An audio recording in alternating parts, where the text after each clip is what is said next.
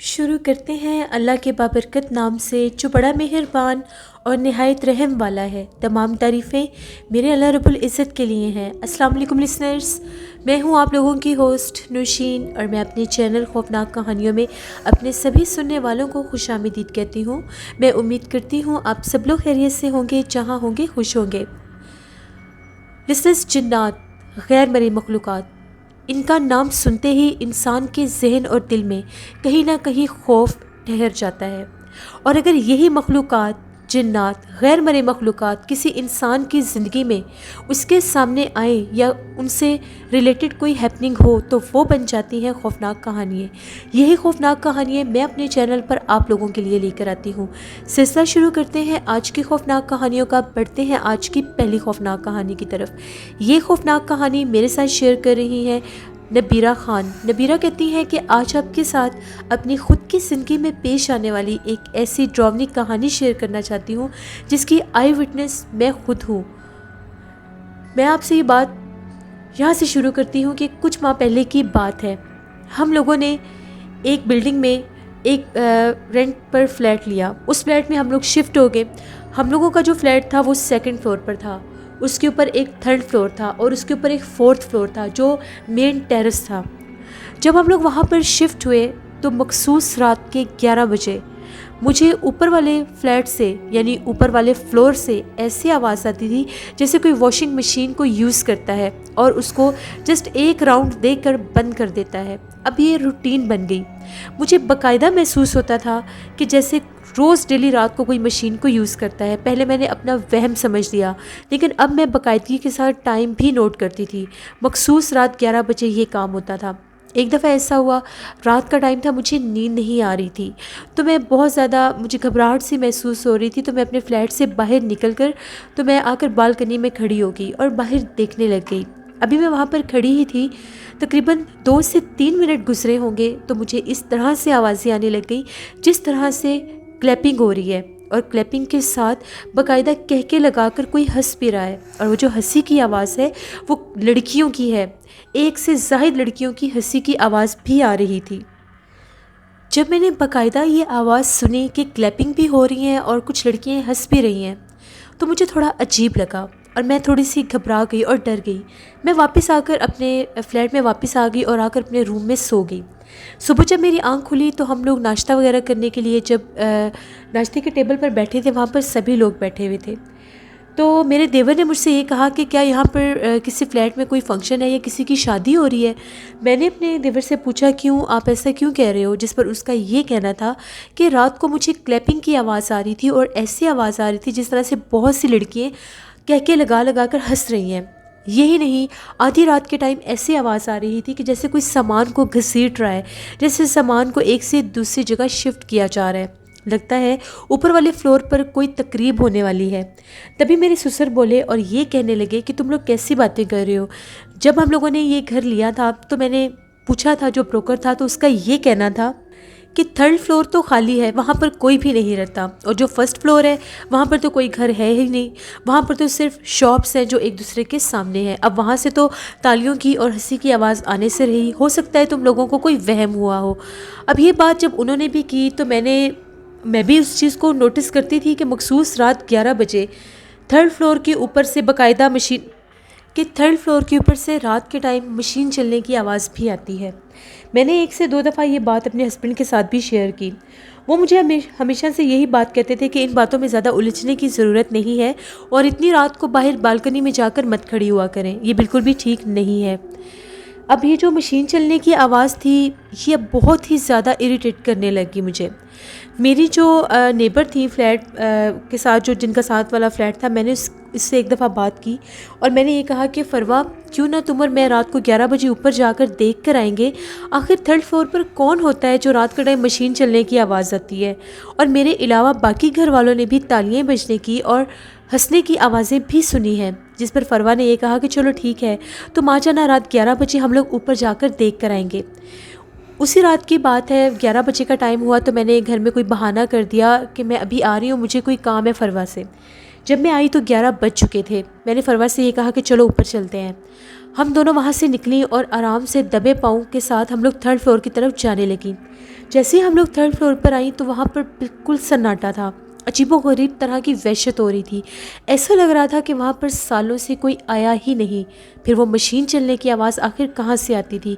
जब हम लोग वहाँ पर 11 बजे पहुँचे, उस वक्त भी एक फ़्लैट के अंदर से मशीन चलने की आवाज़ आ रही थी। मैंने फ़रवा से ये कहा कि तुम आवाज़ सुन रही हो, मैं इसी आवाज़ की बात करती हूँ। यहाँ पर तो हमें कोई भी नज़र नहीं आ रहा, लेकिन फिर ये आवाज़ कहाँ से आ रही है। जिस पर मुझे फ़रवा ने ये कहा कि चलो, मुझे तो अजीब सी जगह लग रही है, मुझे तो बहुत डर लग रहा है, यहाँ पर इतना ज़्यादा अंधेरा और वहशत सी हो रही है, हमें नीचे चलना चाहिए। मैंने उसे ये कहा कि रुको ज़रा देख तो लेते हैं, इस फ्लैट के साथ एक विंडो भी है, ज़रा ट्राई करते हैं अगर विंडो खुल जाती है तो। क्योंकि हमने 2 से 3 बार दरवाजे पर दस्तक भी दी, लेकिन कोई जवाब नहीं आया। हमने ऊंची आवाज़ में पूछा भी कि क्या अंदर कोई मौजूद है, तब भी हमें कोई रिस्पॉन्स नहीं आया। जैसे ही हम लोगों ने विंडो को पुश किया तो विंडो अंदर की तरफ थोड़ी सी खुल गई। फ्लैट के अंदर इस हद तक अंधेरा था कि जैसे वहाँ पर कोई है ही नहीं। मेरी फ्रेंड जो थी उसने अपने मोबाइल की टॉर्च ऑन की और अंदर टॉर्च मारकर हम लोग देखने लग गए। अंधेरे के सिवा कुछ नज़र नहीं आ रहा था। तभी फ़रवा ने ये कहा कि अगर कोई है तो सामने आए, हमें अपना आप ज़ाहिर तो करवाओ, ये आवाज़ें किस किस्म की हैं। और वो हंसने लगी, जैसे मजाक की सेंस में कहते हैं।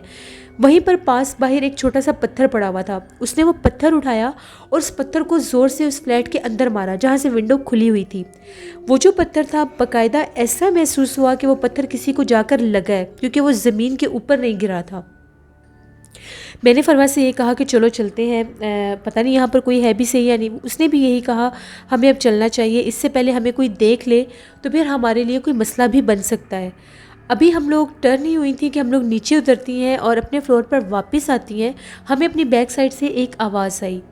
उसने बाकायदा हमें बुलाया। वो एक औरत की आवाज़ थी और वो ये कह रही थी, मेरी बात सुनो, मुझसे मिलकर जाओ। अब तुम लोगों ने अगर मुझे बुलाया है तो मुझसे मिलकर जाओ। जब हम लोगों ने पीछे पलट कर देखा, हमें आवाज़ आ रही थी लेकिन नज़र कोई नहीं आ रहा था, क्योंकि हम लोग स्टेयर्स के पास पहुंच गई थी। जैसे ही हम लोग विंडो के करीब आई तो विंडो पूरी खुल चुकी थी। हमने थोड़ी सी खोली थी, वो विंडो पूरी खुली हुई थी और बाकायदा हम लोगों ने दीवार के ऊपर उल्टी एक औरत लटकी हुई देखी। उसका चेहरा बहुत ज़्यादा डरावना था। उसकी सुर्ख रंग की आंखें थी और वो भी स्पार्क कर रही थी, और हाथ और जो बाल थे वो बहुत ज़्यादा लंबे थे और वो उल्टे स्टाइल में ज़मीन के ऊपर लटकी हुई थी। उसने ये कहा कि तुम लोगों ने मुझे बुलाया है, अब मेरी बात सुनकर जाओ। हम लोगों ने जब उसे देखा, हम लोग बहुत ज़्यादा डर गई। हम लोग वहाँ से तेज़ी के साथ नीचे भागी। जब हम लोग नीचे आई, हम लोग थर थर काँप रही थी। हमें यकीन ही नहीं आ रहा था कि हम लोगों ने वहाँ पर ऐसा ये मखलूक को हम लोगों ने अपनी आंखों से देखा है। फ़रवा अपने घर चली गई, मैं अपने घर आ गई। मैं तो बहुत ज़्यादा डरने लग गई। मुझे तो कोई चीज़ मुसलसल डराने लग गई। कभी मुझे डरावने ख्वाब आते थे कि जैसे मैं ख्वाब में भी उसी फ्लैट पर हूँ, उसी फ्लोर पर हूँ और वो मखलूक मेरे सामने है। इसी तरह से जब मेरी कंडीशन ज़्यादा ख़राब होने लग गई तो मेरे हस्बैंड ने मुझे दम करवाया, दम वाला पानी ला कर दिया। मैं वो रोज़ पीती थी। इसके बावजूद मेरी तबीयत ठीक नहीं थी। रात के टाइम, आधी रात के टाइम हम लोगों के फ्लैट का हम लोगों का जो डोर था, उस पर कोई दस्तक देता था बार बार। कभी ऐसा लगता था दूर से किसी के चीखने की आवाज़ आ रही है। अब वो जो फ़रवा थी, उसकी हालत बहुत ज़्यादा ख़राब हो गई। उसको दौरे पड़ने लग गए। वो अपने बच्चों को भी मारना शुरू कर देती थी, घर का सामान तोड़ देती थी और भाग भाग कर ऊपर थर्ड फ्लोर पर जाती थी। उसको कंट्रोल करना मुश्किल हो गया था। फिर उनके जो घर वाले थे, उसके जो हस्बैंड थे, वो एक आमिल साहब को लेकर आए। जब उन्होंने पढ़ाई की, उनका ये कहना था कि जिस फ्लोर पर ये लोग गई थी वहाँ पर एक चुड़ैल का बसेरा है, क्योंकि काफ़ी साल पहले वहाँ पर एक कपल शिफ्ट हुआ था। उनकी जो लड़की थी उसकी एकदम मिस्टीरियस डेथ हो गई। कुछ लोग कहते थे कि उसको करंट लगा है, लेकिन कुछ लोग कहते थे कि समझ नहीं आई कि वो कैसे मर गई। उसके बाद वो जो फ्लोर और फ्लैट था वो इस हद तक हॉन्टेड हो चुका था कि वहाँ पर दोबारा कभी कोई आया ही नहीं। फिर वो जो आमिल थे उनका ये कहना था कि इसको छोड़ दो, इसको कोई भी नुकसान मत पहुंचाना। लेकिन फरवा की हालत दिन ब दिन बद से बदतर होती गई। फिर वो जो मखलूक थी उसके बहुत ज़्यादा किसी तरीके से वो जो आमिल थे हम कलाम हुए, उन्होंने बात की। उनका ये कहना था कि ये जितनी जल्दी होता है इस जगह को छोड़ दे, वरना मैं इसको जानी नुकसान पहुंचा दूंगी और इसकी पूरी फैमिली को ख़त्म कर दूंगी। ये बाकायदा मेरे ठिकाने पर आए हैं और इन लोगों ने मुझे पत्थर भी मारे हैं। मैं भी बहुत ज़्यादा डरने लगी। फिर हम लोगों ने भी वो फ्लैट छोड़ दिया, फरवा ने भी वो फ्लैट छोड़ दिया। जिन दिनों में हम लोग वहाँ पर मौजूद थे, मुझे बाकायदा महसूस होता था कि रात के टाइम मेरे कमरे में मेरे इर्द गिर्द कोई चलता फिरता है। और जब मैं किचन में काम कर रही होती थी तो ऐसा लगता था कि मेरे पीछे कोई आकर खड़ा हुआ है। और जब मैं पलट कर देखती थी तो एक स्याह कलर का साया मुझे अपने किचन से कमरे की तरफ जाता नज़र आता था। फिर हम लोगों ने वो जगह छोड़ दी। फरवा का बहुत ज़्यादा इलाज हुआ, तब जाकर उस मखलूक ने उसकी जान छोड़ी। मेरी भी कंडीशन बहुत ज़्यादा ख़राब रही, लेकिन अब मैं बिल्कुल ठीक हूँ। मेरे से बहुत बड़ी गलती हुई। आप अपनी स्टोरीज़ में हमेशा मैसेज देती हैं कि ऐसी जगहों पर नहीं जाना चाहिए, ऐसी आवाज़ों पर रिस्पॉन्स नहीं देना चाहिए, लेकिन फिर भी मेरे से ये गलती हुई और मैंने उसकी काफ़ी ज़्यादा सज़ा भी भुगती है। ये मेरी ज़िंदगी की एक सच्ची कहानी है जो मैंने आपके साथ शेयर की। बहुत शुक्रिया नबीरा खान आपका। बढ़ते हैं एक और खौफनाक कहानी की तरफ। ये खौफनाक कहानी सीमा सुहेल इंडिया से शेयर कर रही हैं। सीमा कहती हैं कि आज आपके साथ एक फ़ैमिली की कहानी शेयर करना चाहती हूँ जो कि एक टाउन में शिफ्ट हुए। उन लोगों को एक घर की तलाश थी, तो उन लोगों ने एक ऐड देखा और उस ऐड पर उन लोगों ने जब कांटेक्ट किया तो वहाँ का जो ब्रोकर था उसने उनको ये कहा कि ठीक है, आप लोग आ जाएं, मैं आप लोगों को इस फलां टाउन में घर दिखा दूँगा। जब वो लोग उस सोसाइटी में गए, वहाँ पर घर देखने के लिए गए, तो वो जगह बहुत ज़्यादा सुनसान और वीरान थी। ऐसा लग रहा था कि जैसे वहाँ पर इंसान का वजूद है ही नहीं। इन लोगों ने जब ये चीज़ नोटिस की तो इन लोगों ने ये कहा कि यहाँ पर तो ऐसा लग रहा है जैसे कोई इंसान ही नहीं है। तो उस ब्रोकर का ये कहना था कि ये जो हाई सोसाइटीज़ होती हैं, यहाँ पर लोग हर वक्त बाहर नहीं फिरते, अपने अपने घरों में अपनी अपनी ज़िंदगियों में महदूद रहते हैं। जब आप लोग यहाँ पर रहेंगे तो आपको खुद ही पता चल जाएगा। उन लोगों ने वो घर फाइनल कर दिया। जब वो लोग उस घर में शिफ्ट हुए तो उनका एक 5 साला बेटा भी था और उनकी जो मिसेस थी वो उम्मीद से भी थी। वो कहती हैं कि मेरे हस्बैंड जब जॉब पर चले जाया करते थे तो मैं पीछे अकेली होती थी घर में। मैं हर बार कोशिश करती थी कि मुझे यहाँ पर कोई नेबर नज़र आ जाए, कोई घर नज़र आ जाए जहाँ से कोई खातून नज़र आ जाए, कोई बच्चा, कोई अंकल, कोई तो होगा, कभी तो घरों से बाहर निकलते होंगे, लेकिन कोई भी नज़र नहीं आता था। 1 से 2 दफ़ा मैं अपने टेरेस पर खड़ी थी तो मैंने देखा वाइट कलर के ड्रेस में, जैसे साड़ियाँ पहनी होती हैं, कुछ ख़वातीन मुझे नज़र आईं मुख्तलिफ़ घरों में। तो मैंने उनको दूर से बुलाने की भी कोशिश की। उन लोगों ने मेरी तरफ देखा ज़रूर, मगर मुझे बुलाया नहीं, मेरी बात का जवाब नहीं दिया। मुझे उनका ये तरीक़ाकार बहुत अजीब लगा। शाम को जब मेरे हस्बैंड वापस आए तो मैंने उन्हें भी ये बात बताई, जिस पर उनका ये कहना था कि हो सकता है यहाँ के लोग मिलनसार ना हो, आपको बुलाने की ज़रूरत नहीं है, क्योंकि जब मैं भी जॉब पर जाता हूँ मुझे कोई शख्स नज़र नहीं आता। जब मैं इस टाउन से बाहर निकलता हूँ तो मुझे लोग ही लोग दिखाई देते हैं। वो कहती है कि एक शाम की बात है, हम लोगों की डोर बेल बजी। जब बाहर जाकर देखा तो सफ़ेद साड़ी पहने 2 औरतें खड़ी हुई थीं। जैसे ही वो औरतें दिखी तो मैं फ़ौरन से उनके पास गई और मैंने पूछा कि आप कौन हैं और कहाँ से आई हैं, जिन पर उनका ये कहना था कि जितनी जल्दी होता है इस जगह को छोड़ दो। इस टाउन में इंसान नहीं बसते, इस टाउन में सिर्फ जिन्नात रहते हैं। तुम लोगों को धोखे के साथ इस जगह पर घर दिया गया है। यहाँ पर किसी इंसान का वजूद नहीं है। अगर अपनी और अपने बच्चों की ज़िंदगी प्यारी है तो यहाँ से चले जाओ, वरना तुम लोगों को भी मार देंगे। ये बात सुनने की देर थी, वो लोग बहुत ज़्यादा डर गए और उन लोगों ने नेक्स्ट डे ही उस जगह को छोड़ दिया। वो लोग कहते हैं कि हम लोगों ने शुक्र अदा किया कि हम लोगों ने उस घर को परचेज़ नहीं कर लिया। अभी हम लोगों ने वो घर रेंट पर लिया था, क्योंकि हम लोग चाहते थे कि पहले हम कुछ अर्सा रह कर देखेंगे, उसके बाद हम लोग इस जगह को परचेज़ कर लेंगे। ये एक स्टोरी थी जो सीमा सुहेल ने इंडिया से शेयर की। बहुत शुक्रिया सीमा आपका। बढ़ते हैं एक और ख़ौफनाक कहानी की तरफ। ये ख़ौफनाक कहानी ज़ैन अली शाह अटक से शेयर कर रहे हैं। ज़ैन कहते हैं कि आज आपके साथ एक ऐसी लोकेशन की कहानी शेयर करना चाहता हूँ जो पूरी दुनिया में फ़ेमस है, जिसके बारे में बहुत सी हॉलीवुड मूवीज़ भी बनाई गई हैं, जिसकी तारीख़ में आपको नेट पर और यूट्यूब पर बहुत सी स्टोरीज़, बहुत से आपको उसके बारे में एविडेंस और बहुत सी हिस्ट्री भी सुनने को मिलेगी। यही नहीं, बहुत सी हॉरर मूवीज़ भी मिलेंगी। न्यूयॉर्क में एक ऐसा घर पाया जाता है जिसके बारे में ये मशहूर है कि वो घर ईवल घोस्ट हाउस है, यानी वहाँ पर शैतानी जिन्नात का बसेरा है। किसी दौर में वो घर आबाद होता था, वहाँ पर एक शख्स रहता था। वो शख्स जो था वो अमेरिकन्स के अगेंस्ट था, तो वो वहाँ पर लोगों को बुला कर लाता था और बाकायदा वहाँ पर उनका बेदर्दी से मर्डर कर देता था और वहीं पर उस घर में उन लोगों को छोड़ देता था, दफना देता था। उसके बाद वो जो घर था इस हद तक आसेबज़दा हो गया कि वहाँ पर कोई भी नहीं जाता था। 1987 में एक फैमिली ने उस घर में रहने का फ़ैसला किया। वो एक क्रिश्चियन फैमिली थी जिसमें हस्बैंड, वाइफ और उनके 2 बच्चे थे। हस्बैंड जो था उसका नेम जेम्स था और उसकी मिसेस का नेम लॉरा था और उसके 2 बेटे थे। बेटी का नाम कैटी था और उसका जो बेटा था उसका नेम माइकल था। जब वो लोग वहाँ पर शिफ्ट हुए तो उन लोगों को, उसकी जो मिसेस थी उसको कुछ ना कुछ अजीबोगरीब महसूस होने लग गया वहाँ पर, लेकिन वो इस बात का जिक्र किसी के साथ भी नहीं करती थी। जो बच्चे थे उनको भी बाकायदा वहाँ पर किसी के होने का एहसास होता था, लेकिन उन लोगों को ये लगा कि शायद नई जगह है, नया घर है, इसलिए हम लोगों को ऐसा महसूस हो रहा है। कुछ दिन के बाद रात 12 बजे का टाइम था, तो जो लॉरा थी वो अपने टीवी लाउंज की लाइट ऑफ करने आई, तो वो क्या देखती है कि उसका जो हस्बैंड है सामने बैठा हुआ है और बहुत ज़्यादा अजीबोगरीब अंदाज से हंस रहा है। वो उसके पास गई और उसको जाकर ये कहने लगी कि तुम इतने अजीबोगरीब अंदाज में क्यों हंस रहे हो, जिस पर उसके हस्बैंड ने उसकी किसी बात का कोई जवाब नहीं दिया और उसी तरह से अजीबोगरीब अंदाज में हंसता हुआ बेसमेंट की तरफ भागने लग गया।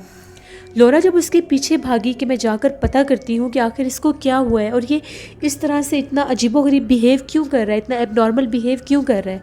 जब वो इसके पीछे बेसमेंट में गई तो वो क्या देखती है कि उसका हस्बैंड वहाँ पर ज़मीन में खुदाई कर रहा था, जिस पर लॉरा ने उसको ये कहा कि तुम खुदाई क्यों कर रहे हो, यहाँ पर ज़मीन को क्यों खोद रहे हो। वो उसकी किसी बात का कोई जवाब नहीं दे रहा था, बस पागलों की तरह हंसता जा रहा था और ज़मीन को खोद रहा था। लॉरा के गले में उनका जो एक स्लीप का निशान होता है वो लॉकेट था। जैसे वो जो स्लीप था वो उसके शोल्डर पर टच हुआ उसके हस्बैंड के, उसने चीखना शुरू कर दिया और वहाँ से चीखें मारता हुआ बाहर भाग गया। लॉरा उसके पीछे भागी। वो बिल्कुल कंफ्यूज हो चुकी थी कि आखिर इसको क्या हो गया, ये इस तरह से क्यों प्रिटेंड कर रहा है। बड़ी मुश्किल के साथ उसने वो रात गुजारी और ये डिसाइड किया कि मैं जाकर सुबह देखूंगी आखिर बेसमेंट में ये क्या छुपा रहा था और वहाँ पर क्या खोद रहा था। उसका जो बेटा था माइकल, वो आए दिन बीमार रहने लग गया और उसकी बेटी को भी अपने कमरे में से कुछ अजीबोगरीब आवाज़ें सुनाई देती थी। वो बार बार आकर अपनी माँ को ये बात कहती थी कि मुझे कोई रूम में सोने नहीं देता, कभी मेरा बेड वाइब्रेट होने लग जाता है और कभी मुझे ऐसे लगता है कि जैसे जो रूम की कबर्ड है वहाँ पर कोई आकर नॉकिंग करता है, लेकिन जब मैं देखती हूँ तो वहाँ पर कुछ भी नहीं होता।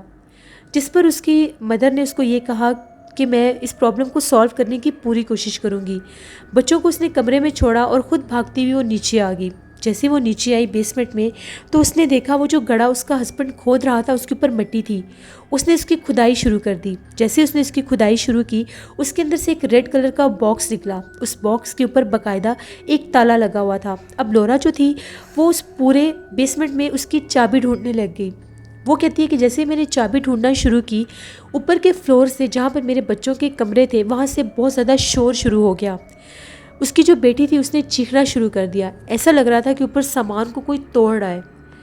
जैसे ही अब वो भागकर ऊपर जाना चाह रही थी, लेकिन पहले वो ये चाहती थी कि किसी तरह से मैं इस बॉक्स की की ढूंढ लूँ। उसकी जो बेटी थी उसने क्या देखा कि उसकी कबर्ड का दरवाज़ा खुल जाता है और उसमें से सारा सामान बाहर निकलता है। ज़मीन पर आकर जैसे ही सामान गिरता है वो उठकर सामान को देखने लगती है। जैसे कबर्ड को हाथ लगाती है उसमें से एक दरवाज़ा खुलता है और उस दरवाजे के अंदर चली जाती है। जब वो अंदर जाकर देखती है तो वहाँ पर अजीबोगरीब चेहरों वाले कुछ लोग बैठे होते हैं। उन लोगों के हाथ बहुत बुरी तरह से बांधे होते हैं और वो अजीबोगरीब आवाज़ें निकाल रहे होते हैं। एक कोने में उसको उसका फादर और उसका छोटा भाई भी दिखाई देता है।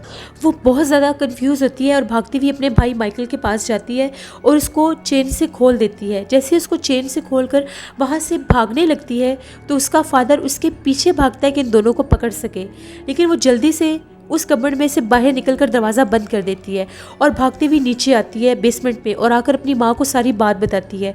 वहाँ जो लोरा होती है उसको उस बॉक्स की मिल जाती है।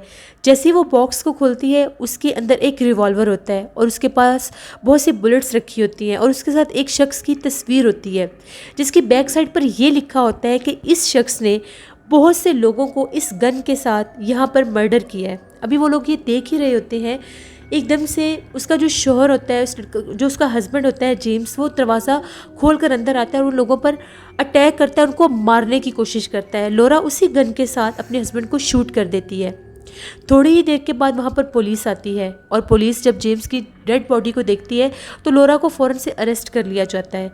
उस रिवॉल्वर के ऊपर उसके फिंगरप्रिंट्स भी मिल जाते हैं। उसको लॉकअप में बंद कर दिया जाता है और जेम्स की डेथ हो जाती है। बच्चों को उनके ग्रैंड पेरेंट्स के पास शिफ्ट कर दिया जाता है। उसके बाद वो घर इस हद तक आसेबज़दा हो जाता है कि वहाँ पर कोई इंसान सालों के साल गुजर जाने के बाद भी नहीं जाने की कोशिश करता। न्यूयॉर्क में पाया जाने वाला एक घर जिसके बारे में ये मशहूर है कि वो इवल स्पिरिट्स का भरा हुआ घर है, जहाँ पर बहुत ज़्यादा तादाद में जन्नात हैं। उस घर का नेम एमिटीवाइल 112 ओशन वेन्यू न्यूयॉर्क है। आप लोग चाहें तो उसको नेट पर भी सर्च कर सकते हैं। ये एक ऐसी स्टोरी थी जो ज़ैन अली शाह ने मेरे साथ शेयर की और वो ये कहते हैं कि मैंने बाकायदा इसके बारे में बहुत सी चीज़ें भी सर्च की हैं और देखी भी है। इस घर से रिलेटेड बहुत सी ट्रू स्टोरीज़ और भी हैं जो आप लोग भी चाहें तो सर्च कर सकते हैं। लिस्टर्स, मेरी खौफनाक कहानियों के चैनल पर पूरी दुनिया में बहुत से हॉन्टेड प्लेस हैं जिनके बारे में आप लोग भी जानते होंगे। अगर आप लोग भी अपनी मर्ज़ी से किसी हॉन्टेड प्लेस के अकॉर्डिंगली कोई इन्फॉर्मेशन, कोई हिस्ट्री मेरे साथ शेयर करना चाहते हैं तो आप ज़रूर करें, मैं उसको ऑन एयर करूँगी। बहुत से ऐसे प्लेसेस की मैं स्टोरीज़ ऑलरेडी शेयर कर चुकी हूँ जिनमें से जो ज़ैन अली शाह ने मेरे साथ शेयर की। इसी तरह से आप लोग भी अपनी स्टोरी शेयर कर सकते हैं। ये थी आज की खौफनाक कहानी है। अपना फीडबैक मुझे ज़रूर दें, आप लोगों को कैसी लगी। आप लोग भी अपनी खौफनाक कहानियाँ शेयर कर सकते हैं डिस्क्रिप्शन बॉक्स में दिए गए ईमेल आईडी noshinwil57@gmail.com पर। इसके अलावा आप लोग मुझे कमेंट बॉक्स में भी स्टोरी शेयर कर सकते हैं। हॉरर उर्दू सेंटर पर शमशान नावल की 11 एपिसोड मैंने आज पोस्ट कर दी है, जो कि बहुत ही ज़्यादा हॉरर और थ्रिलिंग थी। जिन लोगों ने अभी तक उसको विज़िट नहीं किया, डिस्क्रिप्शन बॉक्स में आप लोगों को हॉरर उर्दू सेंटर का लिंक मिल जाएगा। अगर आपको लिंक ना भी मिले तो आप लोग अपने यूट्यूब ब्राउज़र में जाकर वहाँ पर आप हॉरर उर्दू सेंटर लिखेंगे तो मेरे चैनल की स्टोरीज़ आप लोगों के सामने आ जाएंगी। मेरे चैनल को सब्सक्राइब करें। नौशीन वॉइस ऑफिशियल 99 पर मैं डेली बहुत से शॉर्ट्स बीटा पोस्ट करती हूँ। बहुत से इंटरेस्टिंग शॉर्ट्स बीटा भी होते हैं, इंफॉर्मेटिव भी होते हैं, उनको भी जाकर विज़िट करें। उर्दू कहानियाँ मेरी कज़न का चैनल है और नीलम वॉइस ऑफिशियल मेरी सिस्टर का चैनल है, उनको भी जाकर विज़िट करें और सब्सक्राइब करें। अपना बहुत सा ख्याल रखा करें। आप लोगों की राय, आप लोगों के कमेंट्स, आप लोगों की सब्सक्रिप्शन मुझे बहुत ज़्यादा करेज देती है और आगे बढ़ने की मज़ीद हिम्मत देती है। Thank you very much. इसी तरह से मेरा साथ देते रहें। कल आप लोगों के साथ फिर मुलाकात होगी किसी नई खौफनाक कहानी में। Thank you for watching. Stay blessed. अल्लाह निगहबान।